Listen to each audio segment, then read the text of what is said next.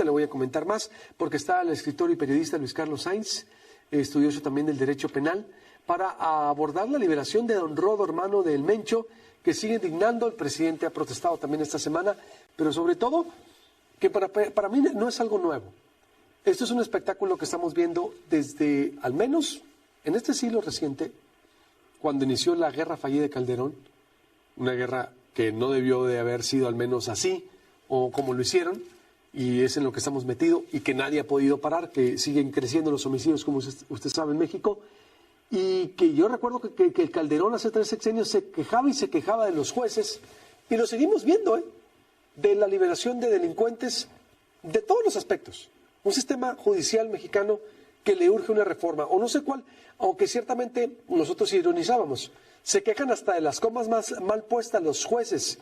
Luis Carlos, ¿cuál es tu versión, cuál es tu aproximación a esto? Ahora fue el Rodo, hermano del Mencho, con unos argumentos inverosímiles, que bueno, ciertamente puede o no estar involucrado el señor, pero es la gota que derrama el vaso de lo que ocurre en México, Luis Carlos. ¿Qué tal, Luis Alberto? Un saludo a todo el auditorio. Bueno, pues para empezar, esta administración también se ha querido desmarcar de lo que fueron las administraciones pasadas y hablaron de hacer las cosas de manera diferente. Sin embargo, desde que se anunció esta captura, hubo algunos aspectos muy raros porque fue muy opaca la información. Se dio a conocer que Abraham Oseguera Cervantes, don Rodo, el hermano de El Mencho y líder del cártel Jalisco Nueva Generación, pues era prácticamente un operador logístico para la recepción de precursores químicos procedentes de Asia y el trasiego de drogas hacia los Estados Unidos. Este señor de 71 años fue detenido, han de recordar, el domingo 21 de abril, tras la irrupción de la Guardia Nacional en su domicilio en Autlán de Navarro, un municipio de la costa sur del estado de Jalisco. Un individuo que pues es hermano del líder del cártel, sin ninguna escolta, sin ninguna persona que le acompañara, sin ningún disparo. Este hombre fue detenido, presumiblemente estaba en la calle con otros individuos, corre, se mete al domicilio, lo siguen los elementos de la Guardia Nacional y ahí lo detienen con un arma larga, un arma corta y pastillas de fentanilo. ¿Qué pasó con el otro o los otros individuos? Bueno, eso no se supo. Hasta ahí se dio a conocer la información y después de que se le interna en el penal del Altiplano, pues se da a conocer la audiencia inicial donde se le dicta por ahí que tiene que estar resguardado en el penal mientras se resuelve su situación jurídica. Pasan los días y entonces pues vienen las audiencias con la aportación de pruebas de una y otra parte y finalmente se resuelve la no vinculación de este individuo por portación de arma de fuego de uso exclusivo del ejército y delitos contra la salud en la modalidad de la posesión de fentanilo y cocaína. Y así se ordena ponerlo en libertad el pasado domingo 28 porque el juez advierte presuntas irregularidades durante su detención. Que resulta inverosímil que el hombre hubiese estado con un arma larga porque está enfermo y deteniendo esta arma de cierto peso, bueno, pues ese es un argumento que pone el juez. Otro más es que este hombre, por la hora que fue detenido a las 3:38 de la madrugada o 3:48, pues no podía estar desvelándose si está enfermo. Pero no fue solo eso, sino que, pues concatenadas todas las pruebas, se llega a la cuestión de que es inverosímil la forma en que se narra en los partes de novedades, en este caso en el IPH, por parte de la Guardia Nacional la captura, mi estimado Luis Alberto.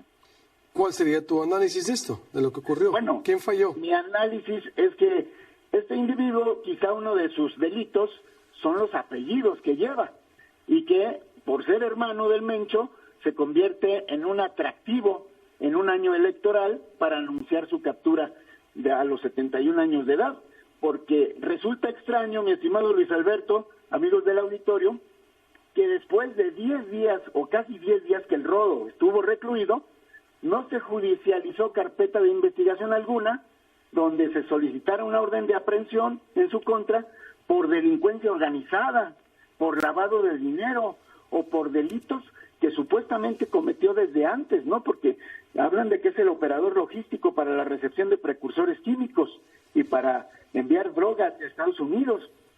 Entonces, ¿dónde están esas carpetas de investigación?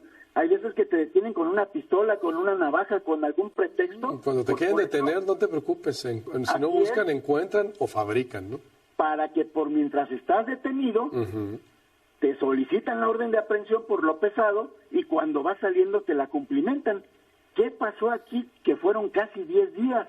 ¿Dónde están las carpetas que deberían de existir previamente de que este sujeto es una ficha o es un sujeto que es perseguido por el Estado mexicano? ¿Dónde está también el que sea perseguido, por ejemplo, por Estados Unidos? Eso le hubiera dado más valor a la captura para los mexicanos, para las autoridades, y no lo hubieran dejado salir. Entonces, pues muy extraño todo desde el principio, y lo que sí no se descarte, pues es que probablemente pudiese estar inmiscuido y que las autoridades locales en Autlán de Navarro, policías municipales, pudiesen haber intervenido en su favor.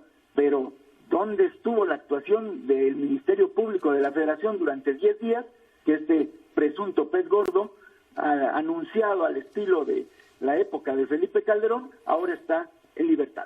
Sí, y además también este gobierno federal no se ha caracterizado por perseguir mucho a los delincuentes, ¿no? O decir, o que tenga una estrategia contra el crimen de persecución. Hay que decirlo con todas sus letras. Por eso estamos viendo las cifras que todavía que el juez ordena su libertad, la autoridad lo retiene casi 2 días completos y no le pudieron retener porque no tuvieron los argumentos, esa carpeta de investigación que decimos, de que él siquiera pertenecía a la organización.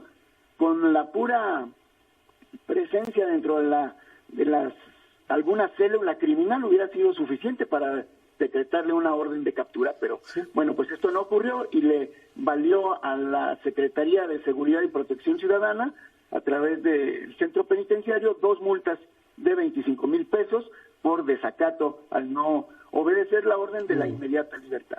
Es que son esos 2 temas. La realidad también evidente del Poder Judicial, que siempre nos ha quedado a deber. Pero también está el gobierno, que hay que decirlo con todas sus letras. Ve cómo está el país, ve cómo están los territorios también, ve cómo están empoderados y privatizados algunos territorios por la violencia en México. Ve las cifras cómo siguen creciendo.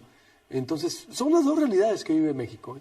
Y esa crisis institucional, judicial y ejecutivo, poder judicial, ejecutivo, legislativo, ya ni se diga, que es de parapeto o a veces hace lo que el gobierno en turno quiere, dependiendo de las mayorías, o estatal o federal, lo hemos visto. Esa es la realidad. Te agradezco mucho, Luis Carlos, no sé si tengas algún comentario más para cerrar, conclusión.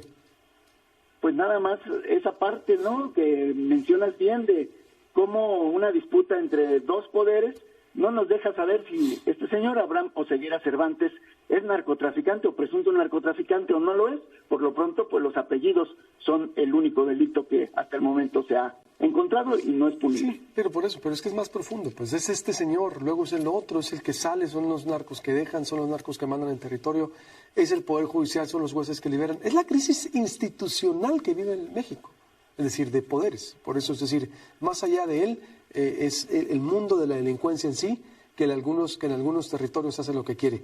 Gracias, buenos días. Muy buen día.